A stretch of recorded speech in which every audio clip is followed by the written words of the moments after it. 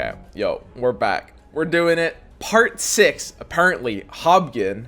I guess it's pronounced HOBGEN and not HOBGEN. HOBGEN sounds a lot stupider.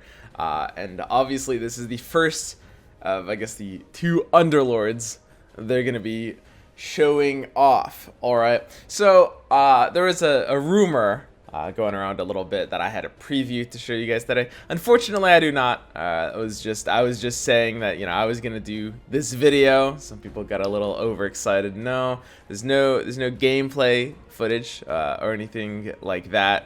But what we do have is the Underlord system. So let's go ahead and talk this through, figure out, you know, how big of a game changer is this really gonna be? Because Underlords have been teased for a long while. This has been, you know, the thing that's meant to have kind of, you know, made this game different from TFT, etc. Although, you know, these days, all these auto battlers are dying, you know.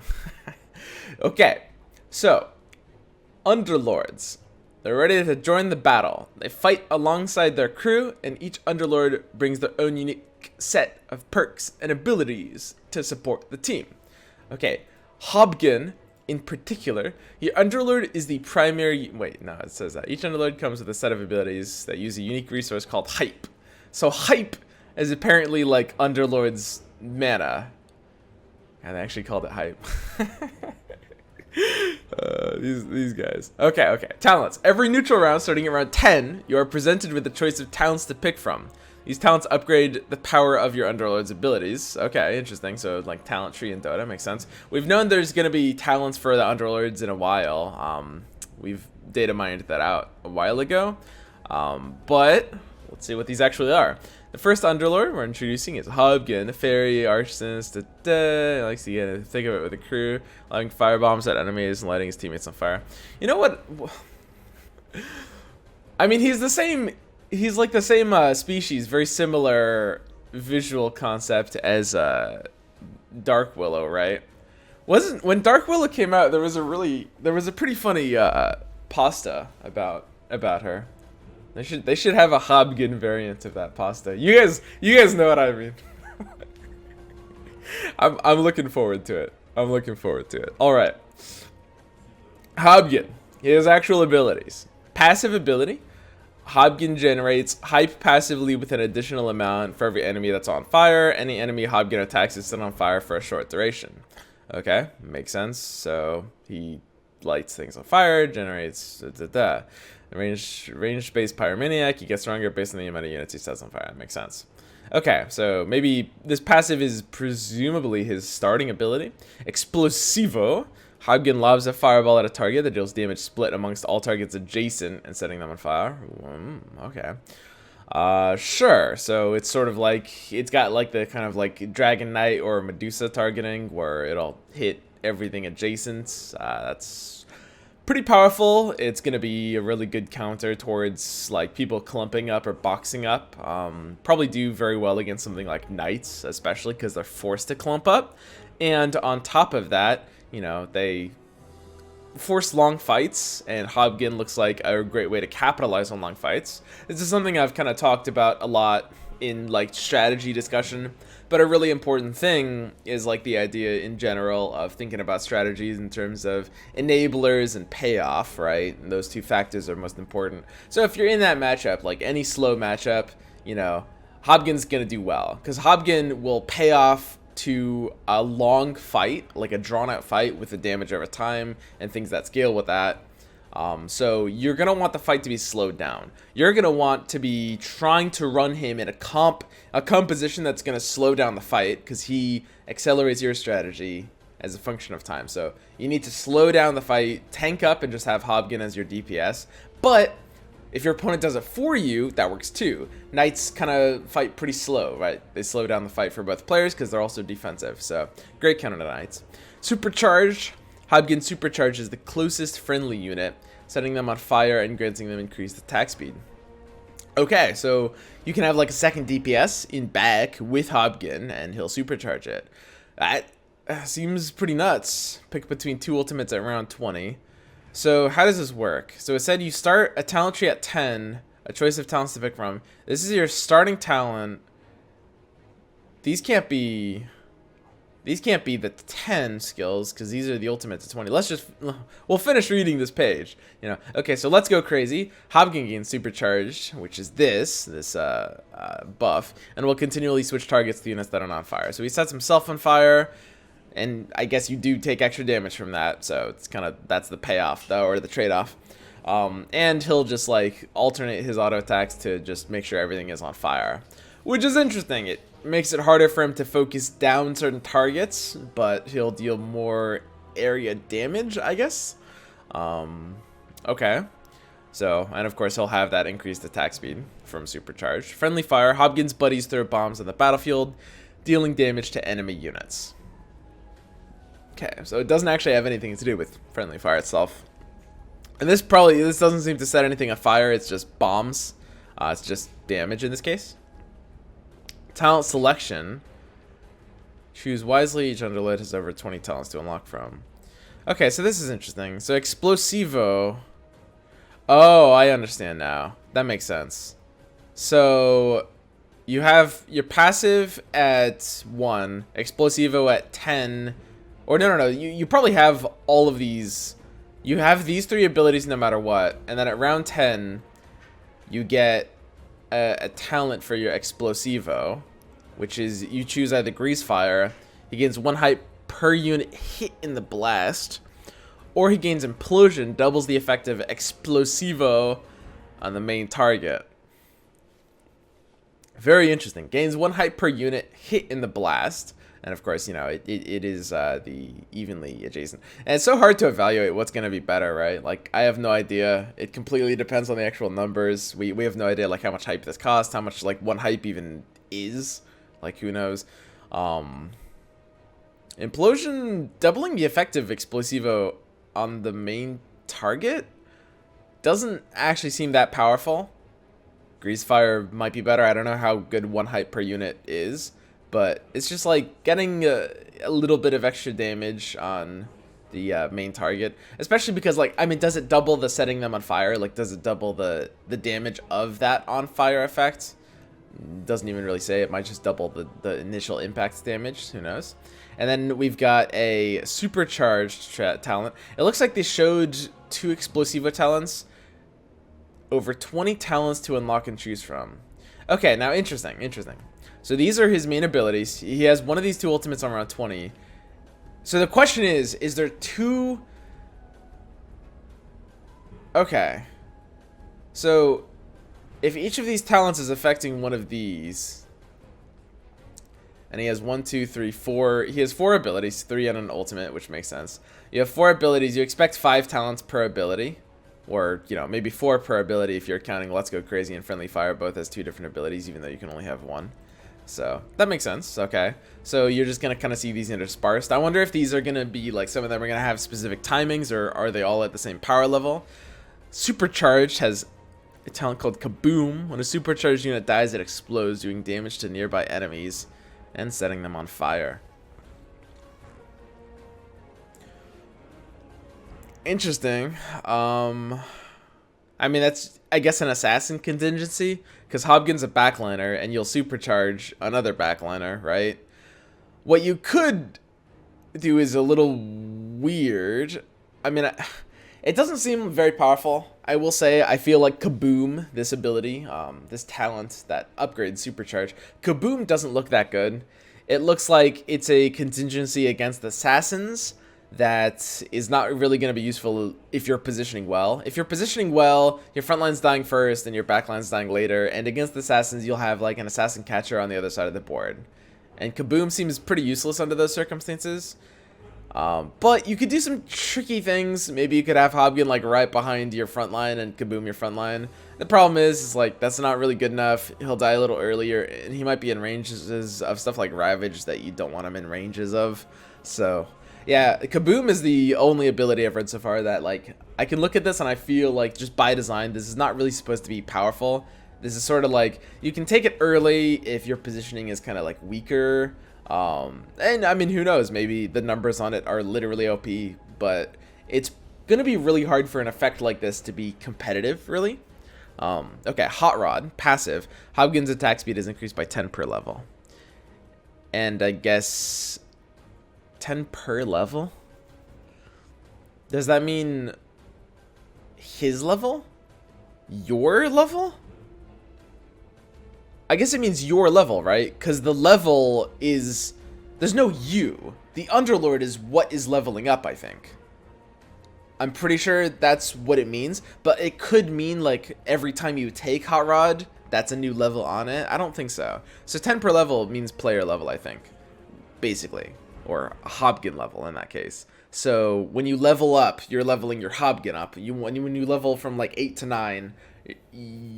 the HOBGEN is the one leveling up because he's like the commander. He's you, and he's going from 80 to 90 attack speed.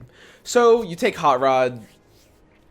Hot Rod seems pretty decent, honestly. I mean, it's very impactful having that attack speed boost. So like, I mean, so let's say you're at like, let's say you're at level 7. It's gonna be a pretty decent average. Like you look at Hot Rod and you're like, okay, so it starts on 10. At 10 I'm basically gonna be, I mean, I'll be 5, but I kind of won't care about winning yet. Like, you don't really care about winning until you're level 6. So it's like 6, 7, 8, and 9. Those are the 4 levels that, you know, you expect to see as options. Let's say 75 is a good average for Hot Rod. Honestly, that seems fucking insane. I mean, I know this is boring. This is probably the most boring thing on this entire page. Is just, oh, attack speed increase. So basically, the way attack speed works in Dota or Dota Underlords is that it applies a kind of additive stacking multiplier, if that makes sense, per different attack speed buff. So what that means is like, let's say I have HOBGEN, you know, he's got his abilities, whatever they are. Let's say, you know, he's just like, you know, he just deals damage, right? He's got his passive that's just like sets them on fire, right? And you've got Hot Rod, so he's pretty good DPS, and his attack speed goes up by 75. That means that he's attacking 75% faster. He's almost attacking at double speed. That's crazy. That's a moon shard. That is literally a moon shard, right? If I'm understanding this ability right, which I think I am. 10 seems like a little much, honestly. Because, I mean, this is kind of meant to be somewhat of a DPS unit, you know.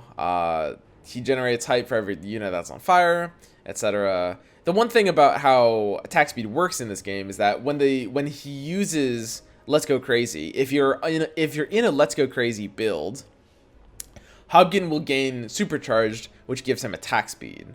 And both two forms of attack speed will multiply his base attack speed, or base attack time in Dota, and add those two additional things together. So it's not like Hot Rod, the 75 or so roughly average attack speed you get from Hot Rod won't multiply with the attack speed with Supercharged, you know, if you have Let's Go Crazy.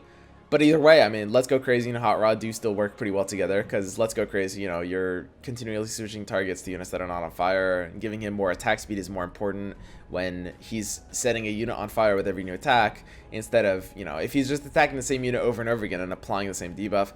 I assume the on fire doesn't stack with intensity or anything like that. It says short duration. No idea what that means. I'm going to guess 3 seconds would make the most sense.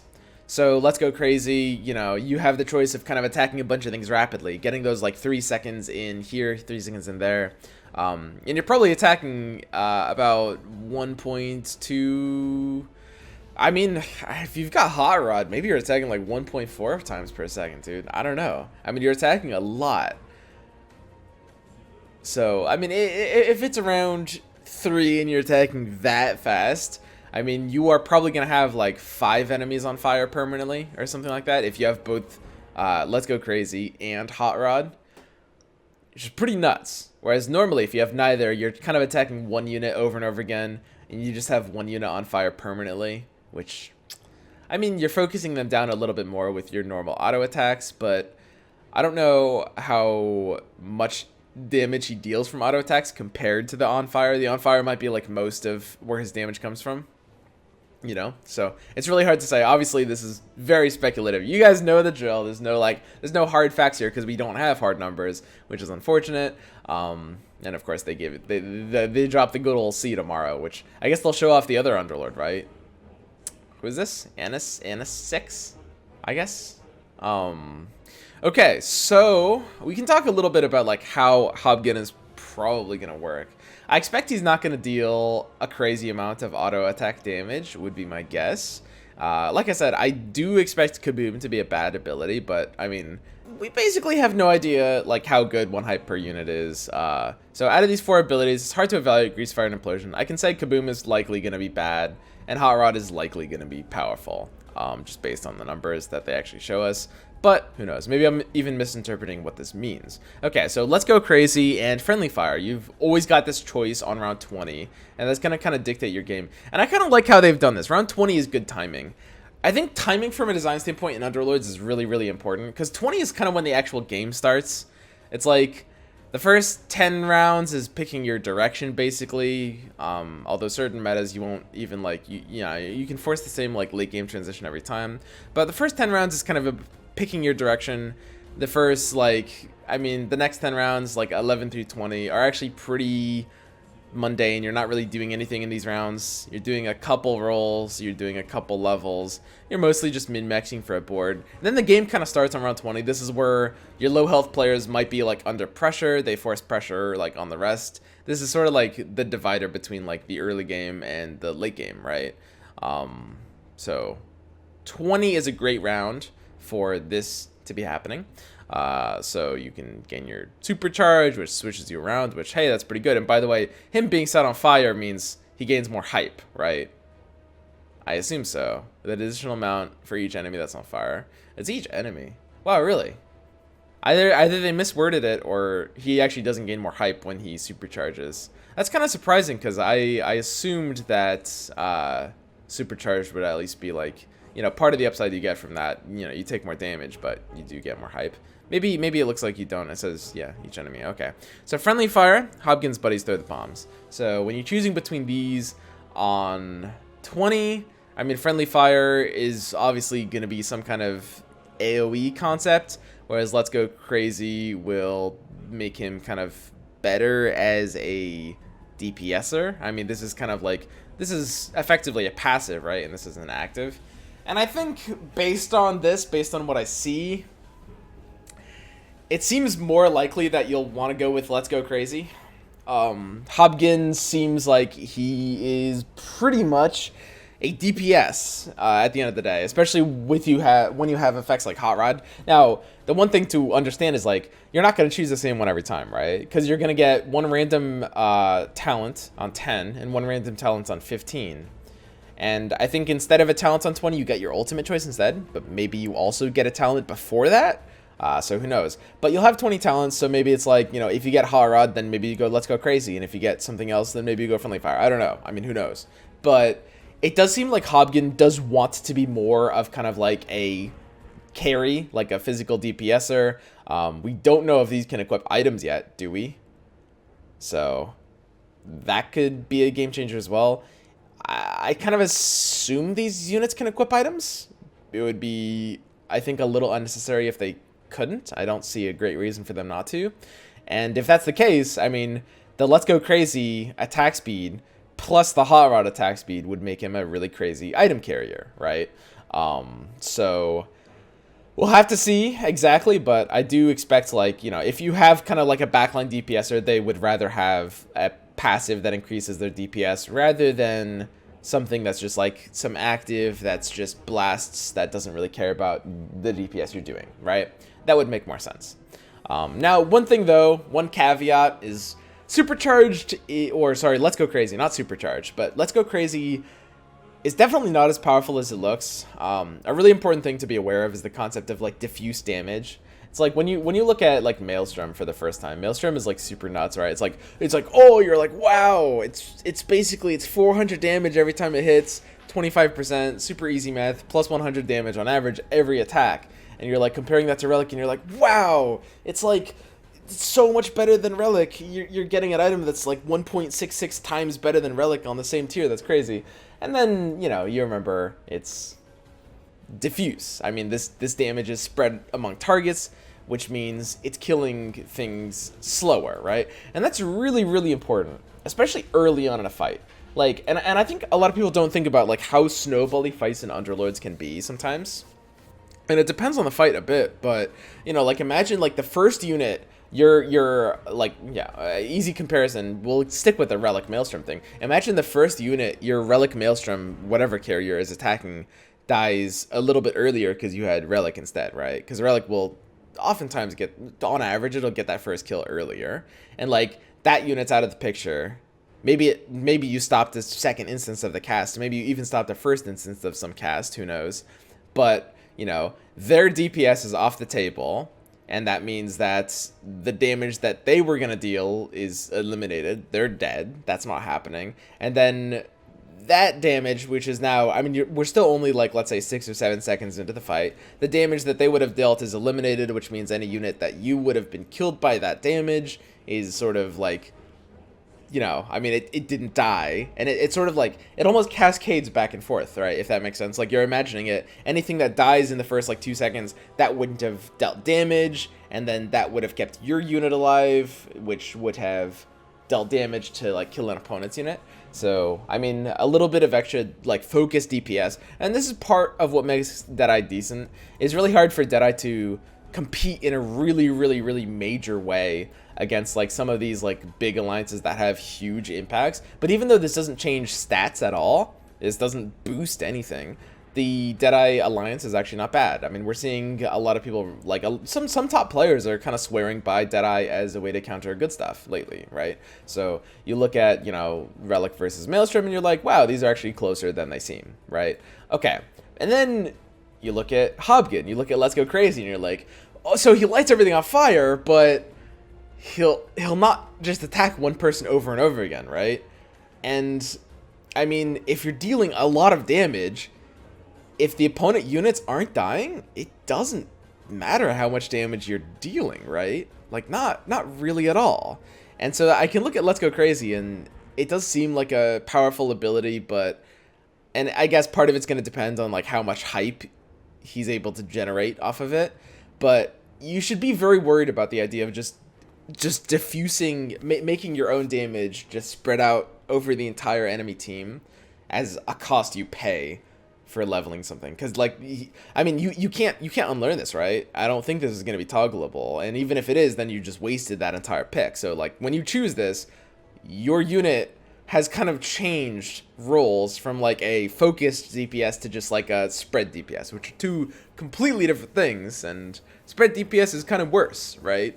So, I mean, it's possible that my assessment of friendly fire needs to get boosted based on that. We'll have to see. I mean, who knows without the numbers, right? But I do think Let's Go Crazy has a lot of potential. And I'm really interested to play around. I mean, so they've only showed us 4 talents, so I guess there's 16 more. Over 20, so, you know.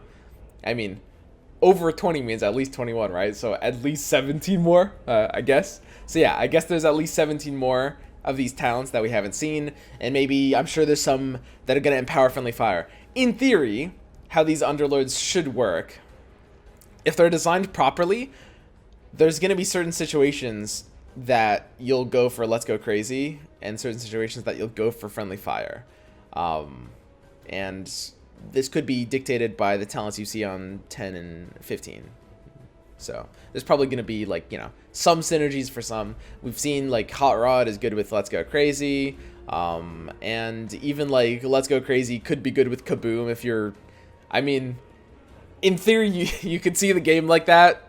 I think you're probably going to want to protect HOBGEN instead of letting him die early, but maybe it's a ton of damage, and maybe he'll get jumped by assassins. I don't know. I mean, there's kind of synergy there.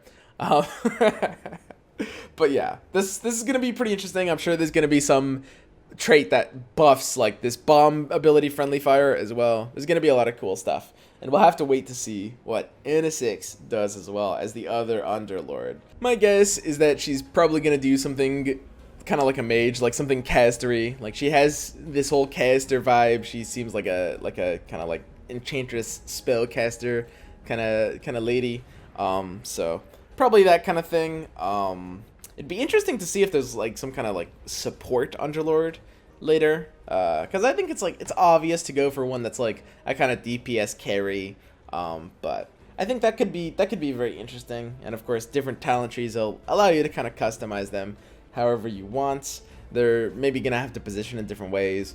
I'm sure this walrus guy is gonna be like a tank or something. Who knows? But that's I guess that's gonna be it. So tomorrow they'll be teasing Anisix, or that's gonna happen later today. They're gonna be teasing Anisix, and I might be able to get that video out today as well. It depends how early in the day they release that information. So you'll see if that comes out today, and then tomorrow, as far as every indication shows, as far as everything seems to be, it seems like the patch is tomorrow on Thursday, the 24th. So, I mean, hopefully that's going to end up being true. I mean, we're seeing the signs, everything's aligning, but, I mean, there's some slight chance there will be another delay. We'll have to see. All right, guys. So, I will see you guys either later today or tomorrow. Yeah, I'm just so hyped for this patch. All right, boys. Peace.